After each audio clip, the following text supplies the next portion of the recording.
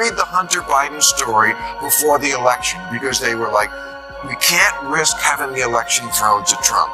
We'll tell them after the election. And we know for a fact that that's what they did? Of course. You don't follow this. You know for a fact that that's what they did? I don't know what they did. I know, because you only watch MSNBC. No, that's not conservative in America. And I'm watching CNN, just for the straight middle of the road.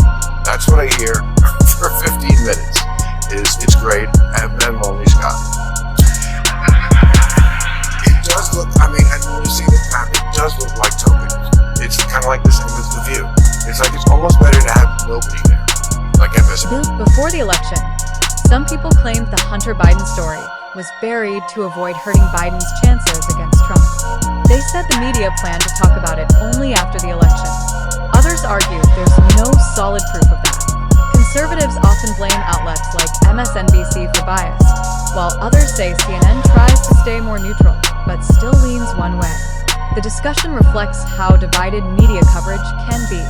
Some also say diversity in media sometimes feels like tokenism, adding one voice just for show, which can seem worse than having no representation at all. Ended at 8:09, like it's 11:09 in the East. It wasn't until 11:23 till the one conservative guy, what's his name? Scott Jennings. Lonely Scott, I call him. David Urban was there too. Wait a second. I watched it from 8:09 to 8:23. Just gushing about how great a speech you were. I think she did fine. I didn't think it was as good as it. Here's where the chaos began. Here's where things started to go off the rails. Caitlyn began gushing over Kamala Harris, praising her speech as powerful and historic, practically reciting it like gospel. Sound familiar? It was the same overly polished narrative CNN had been repeating all week, word for word. That tells you a lot, doesn't it? I mean, how do you guys think you were doing this in that arena of like, this is a terribly divided country, not only politicized, a lot of people just hate the other side. And CNN, in my view, should be the place where both sides can watch. How do you think To his credit, Ma gave Caitlyn a fair chance to set the record straight. He asked her directly whether CNN still values real balance, or if it's just become another mouthpiece for the DNC. It was the perfect moment for her to defend her network with some real substance. But what followed was hard to watch. Ma, ever the season host, sat back calmly as she stumbled, letting her words dig the hole deeper. Then, in classic Ma fashion, he struck one sharp, perfectly timed punch of logic. It's that trademark Maher style.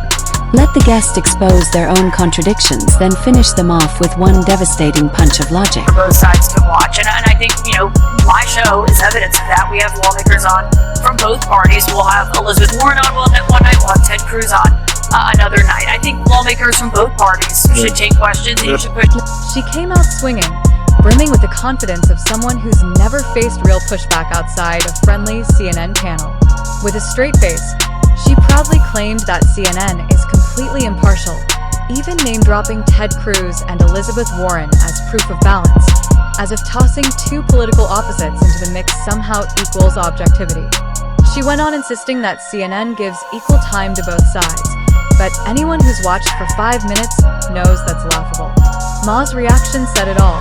That trademark, "Oh, really?" grin right before he goes in for the kill. Within moments, he dismantled her entire argument, exposing the obvious bias built into every so-called balanced panel. You could feel the energy shift. Caitlyn's talking points were crumbling in real time. in America? I'm watching CNN, just for the straight middle of the road. That's what I hear for 15 minutes. It's great, and then Lonely Scott. It does look, I mean, when you see the path, it does look like tokenism. It's kind of like the same as The View. It's like it's almost better to have nobody there, like MSNBC, than to have this. Then, Ma went straight for the jugular. He reminded Caitlyn that during CNN's coverage of Kamala Harris's rally, conservative panelist Scott Jennings was so outnumbered, he could have filed for federal disaster relief. Ma quipped that the setup looked more like The View, one conservative surrounded by a firing squad of woke liberals. The jab landed because it was true. CNN's version of balance is giving a lone conservative 5 minutes to speak before drowning him in interruptions. That's when Caitlyn's composure started to crack. Her confidence faded fast as Ma exposed how CNN hides behind the illusion of fairness while relentlessly pushing its left-leaning narratives. You'd say it's better to have nobody there than also lament the fact that you don't think the conservative guy, Scott Jennings, who is great, and we have him on my show all the time, spoke up early enough. I think it was a Democratic convention, a turn to Democrats, people like David Axelrod, who ran successful presidential Democratic campaigns first, for their analysis of this. And I don't think that you could say that CNN is anything but fair. I mean, look at, we covered President Biden's exit from the race very closely. Still reeling, Caitlyn tried to strike back, but her counterattack landed with all the force of a wet napkin. She claimed that Scott Jennings actually spoke more than the rest of the panel.